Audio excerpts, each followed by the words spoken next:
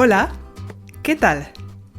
Bienvenido à Si Comprendo Débutant, le premier podcast bilingue pour les francophones qui veulent apprendre l'espagnol dès zéro, de façon naturelle et en prenant du plaisir.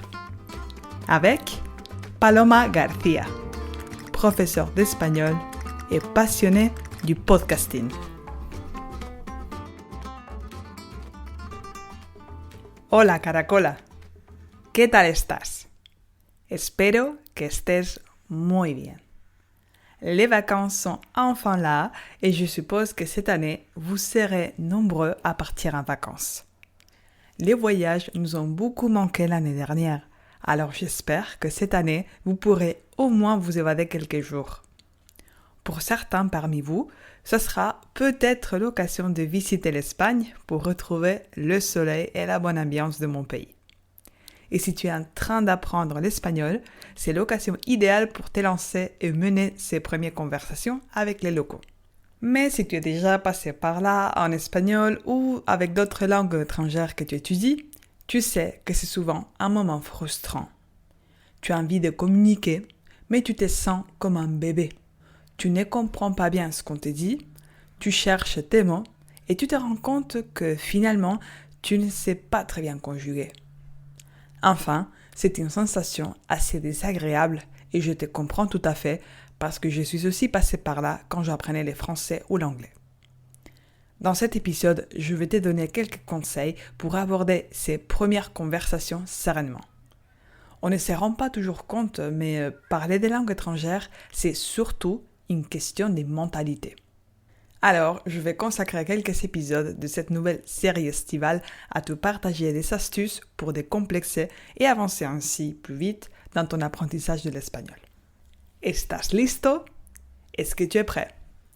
Prepárate, porque empezamos.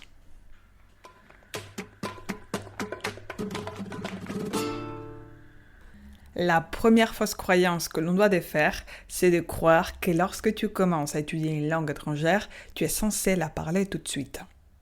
Est-ce que tu as déjà observé comment les bébés apprennent à parler leur langue maternelle? Avant qu'un bébé soit capable de s'exprimer couramment, il est exposé très longtemps à cette langue. Au début, les bébés communiquent par des gestes ou par des sons qui ne sont pas toujours intelligibles. Et seulement quand ils se sentent prêts, ils commencent à dire quelques mots souvent erronés. Je sais qu'en tant qu'adulte, c'est gênant d'accepter de ne pas pouvoir tenir une discussion intelligente si tu veux. Mais si tu n'acceptes pas de passer par cette étape un peu frustrante, tu ne pourras jamais parler une langue étrangère. Quand tu parleras avec un natif pour la première fois, tu dois te concentrer sur la compréhension et pas sur l'expression. Quitte à mélanger l'espagnol avec le français, voire à continuer à t'exprimer en français ou en anglais pour te faire comprendre. Si ton interlocuteur change de langue pour t'aider, demande-lui gentiment de continuer à parler espagnol. Tu peux lui dire simplement « No, en español, por favor. Estoy aprendiendo.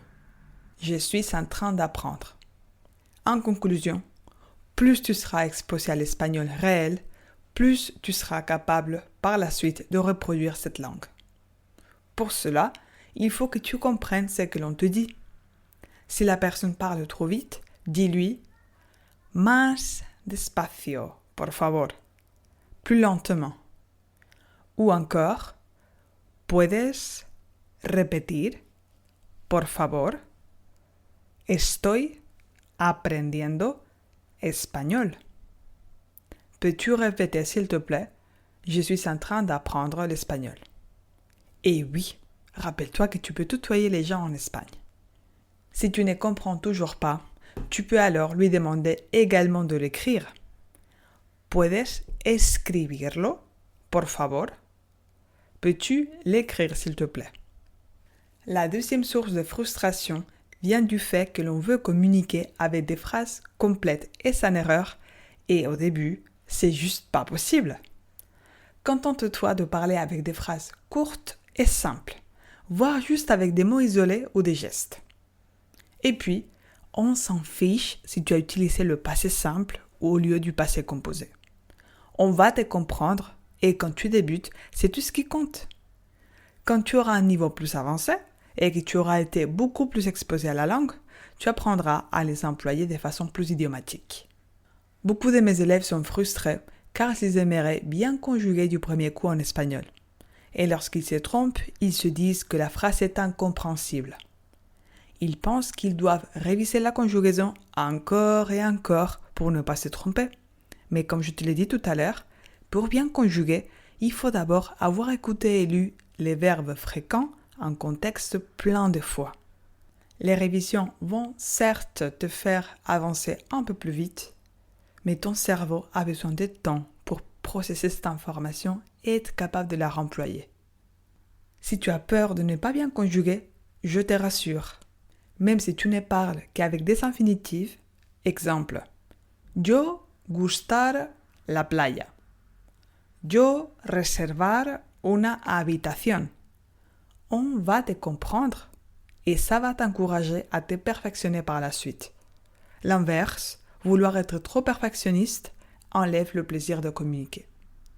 Pour résumer, si tu veux réussir tes premiers échanges en espagnol sans te frustrer, il est indispensable que tu lâches prise sur les erreurs. Il faut d'abord accepter de parler mal pour ensuite parler bien. L'inverse, ce n'est juste pas possible. Garde en tête que tu n'es pas un linguiste et que tu fais ça pour le plaisir d'apprendre. Alors, pourquoi enlever ce plaisir en te mettant la pression ? Fais-toi confiance et profite de ces beaux chemins de connaissance de soi que l'apprentissage des langues te permet de bâtir. Voilà le premier épisode de cette petite série estivale. Je n'ai pas envie de faire une longue pause cette année avec mon podcast, mais je ne peux pas non plus m'engager à publier avec la même fréquence en été parce que je serai souvent en déplacement.